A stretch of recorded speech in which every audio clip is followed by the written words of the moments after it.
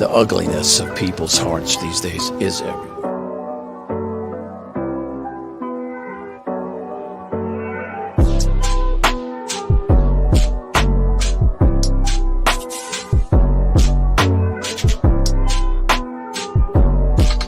This is Franky Rose's Think Tank. Here's your host, Franky Rose. Hey guys, welcome back to the Think Tank. So Grady Judd, Sheriff Grady Judd, has an update about a hootout, I guess we'll call it, in his area. So let's see what he has to say here, friends.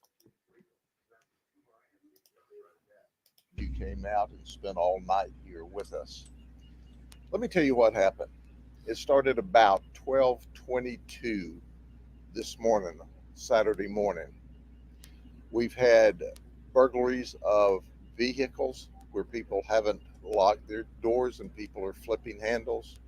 We also recently had some burglaries at a concession stand at the Hunt Fountain Park off Duff Road in North Lakeland, which is where we are. So we had deputies assigned to the area as a hot spot, and Deputy Conover did exactly what she was supposed to be doing, checking out suspicious vehicles. The county park closes at 10 p.m. and she noticed a white vehicle here and pulled up behind it. As she approached the vehicle, she saw that there was a male in the car and he rolled the window down a small amount. And she was trying to talk to him and ask him why he was in the park, and he wouldn't cooperate. She asked him to get out of the car and he wouldn't get out of the car.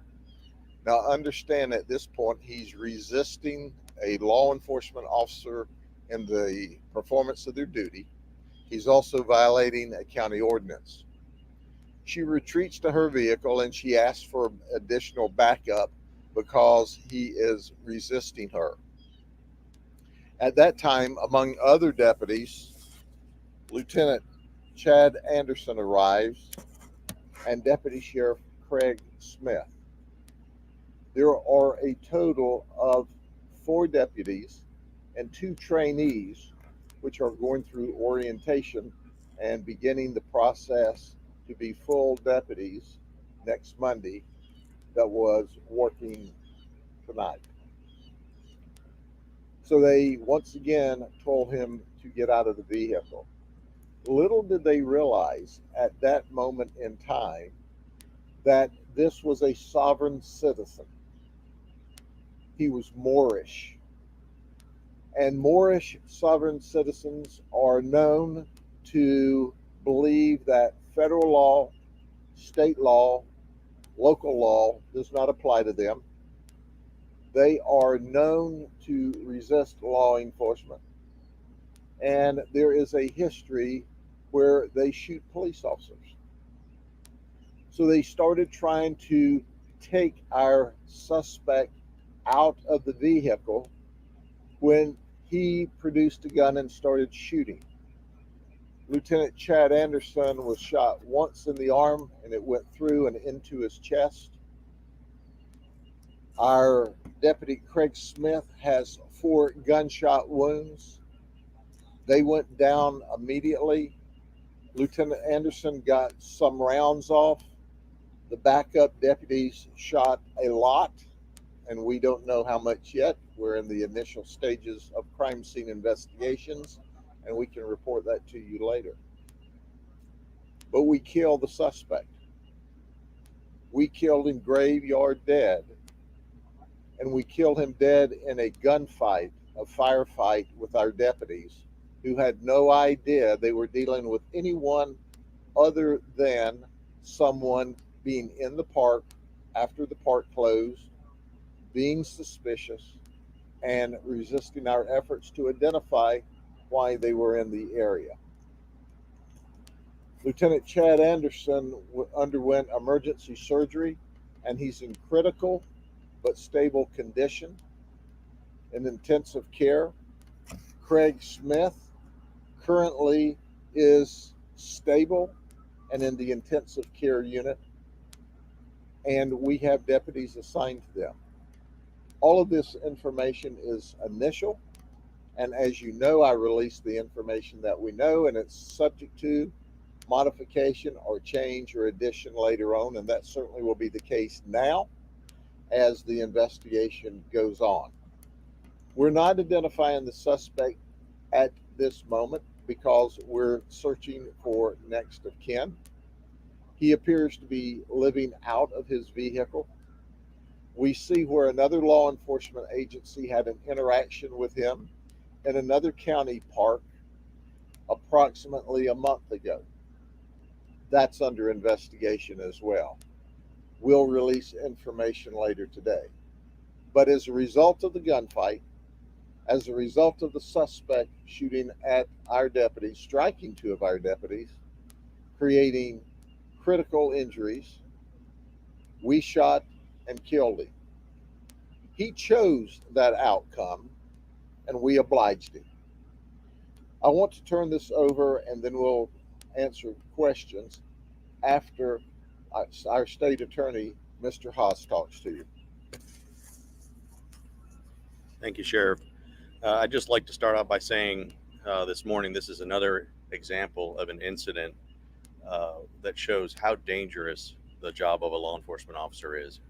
What would seem to be a routine interaction with a person turns into a very scary and dangerous situation, potentially deadly. So I think it's important that all of us remember that when we're thinking of our law enforcement officers.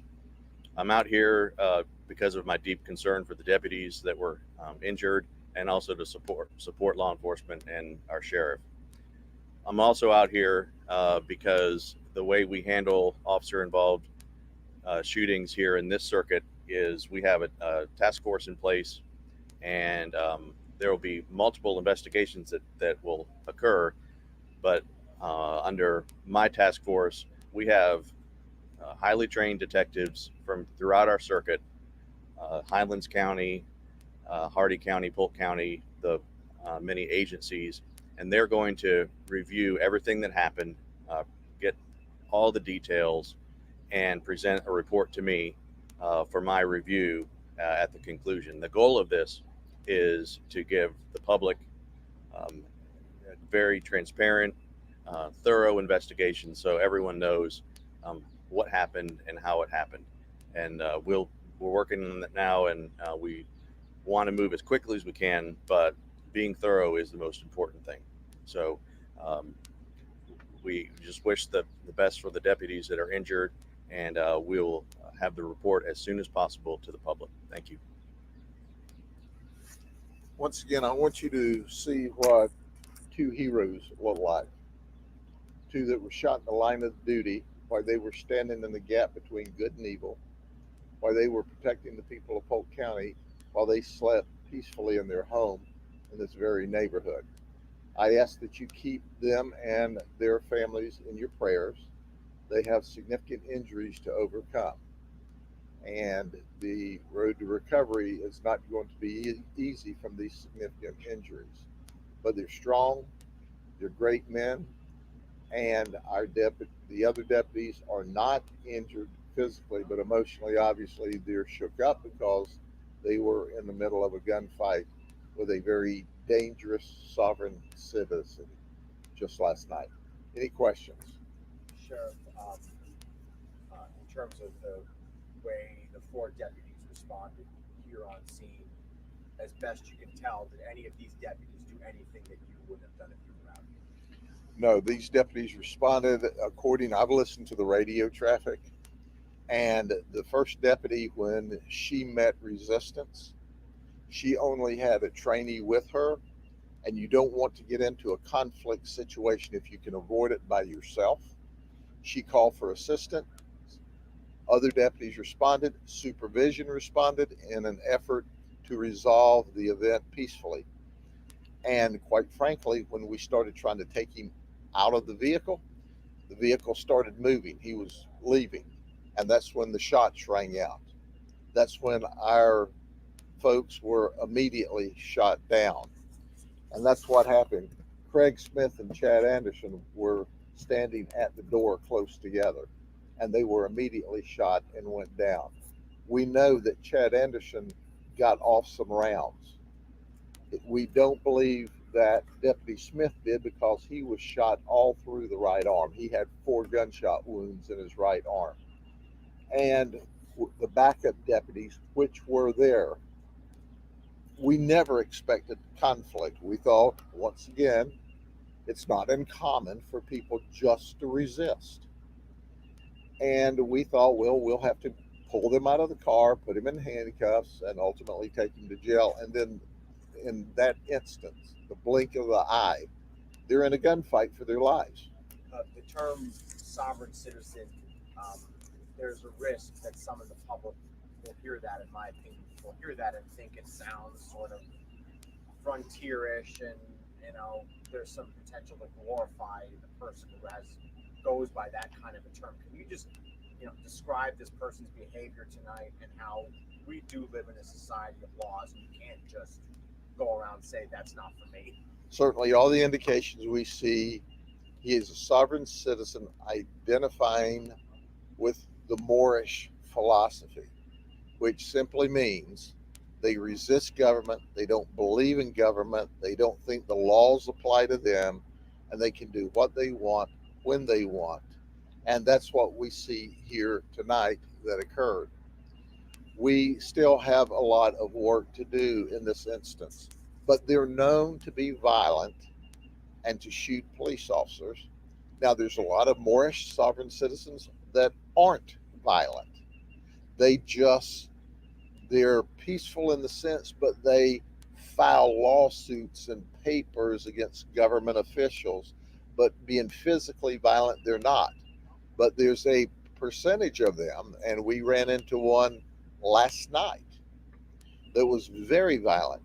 Now, we make arrests frequently on sovereign citizens. We never publish the fact that we've made an arrest on a sovereign citizen because we don't want to market for them. But when they try to shoot and kill my deputies, it's important to understand who we're dealing with here, and it's important for the community to understand who we're dealing with. And we see every indication, from his dress last night to his ideology, to that it all is 100% four square into this sovereign citizen ideology. And he was dangerous, and he proved to be dangerous last night. The only possible clue that they could have had, it's not uncommon when you stop people who want to resist, they roll the window down a small amount and talk to you through the window, but won't roll their window down and communicate. And he resisted every effort last night. So at the end of the day, we have a picture of the firearm that he shot the deputies with. I've asked them to bring that out. This is a Springfield 9mm XD. And this is the firearm he used to shoot my deputies last night. So he asked for a gunfight. We gave him a gunfight. And he'll never be in another gunfight again because he's dead, like he asked for. And we obliged him. Did the trainees have any involvement at all? Or? The trainees, simply put, once they finish the academy, they take the state exam. They go on the payroll. And then they ride with the deputies in a non-training position until hire date. The official hire date's next Monday. But this week, because they'd finished the academy, they had finished their state exams, they were simply riding along. So the two of them were involved in an event last night like they may never be involved in again if they spend, and we pray that they're not, a 30-year career doing this. But let me underscore what our state attorney said. This job is not dangerous until it's dangerous, and then it's dangerous like that. And we never know when that second's going to be. For example, Lieutenant Anderson, which was a former SWAT member, has been with us almost 26 years. and has never been in this kind of a shootout before. What's the first name? Chad Anderson. Craig Smith has been with us 11 years, almost 12 years, 11 years, 10 months. And it went from an interaction that at most, being in a park after 10 o'clock at night might have gotten you a warning or a civil notice. And I asked to move along because we've had problems in the area, and for you to sleep here tonight would put you at risk. So they were here not only checking out the suspiciousness of him, but they were trying to protect him in the event some of the burglars that we have been chasing around here in this area could have approached him.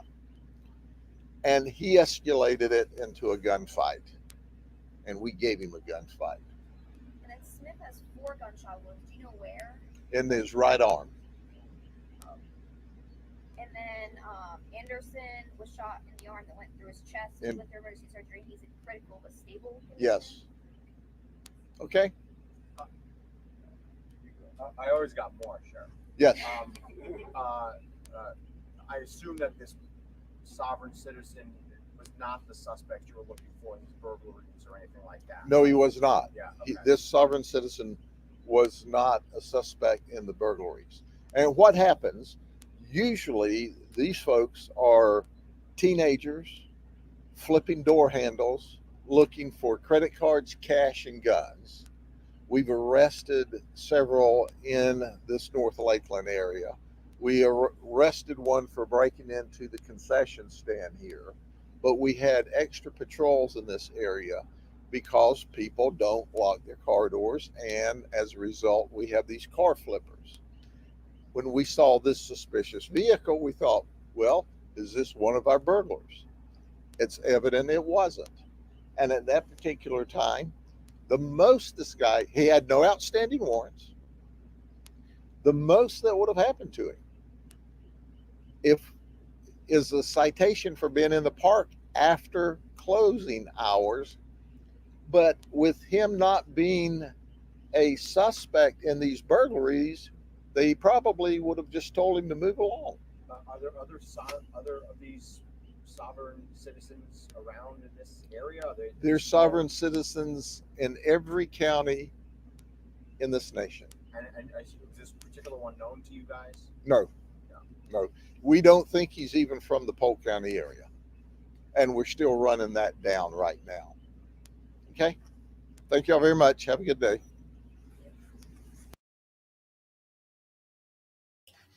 You gotta love Sheriff Grady Judd. Oh my God. So yeah, they got the bad guy, but 2 of the deputies were hurt. So there's 1 bad guy down. It sounds like they made a big bust the other day as well in Polk County. So yeah, all of this sovereign citizen thing, it's not anything that I think is even a thing. I mean, give me a break. You don't want to get charged while I'm a sovereign citizen. It doesn't work that way.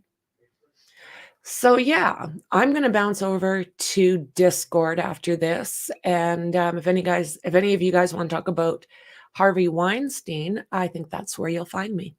So thank you very much for being here with me bright and early. I appreciate every one of you, and I'll see you soon in the next one. Bye.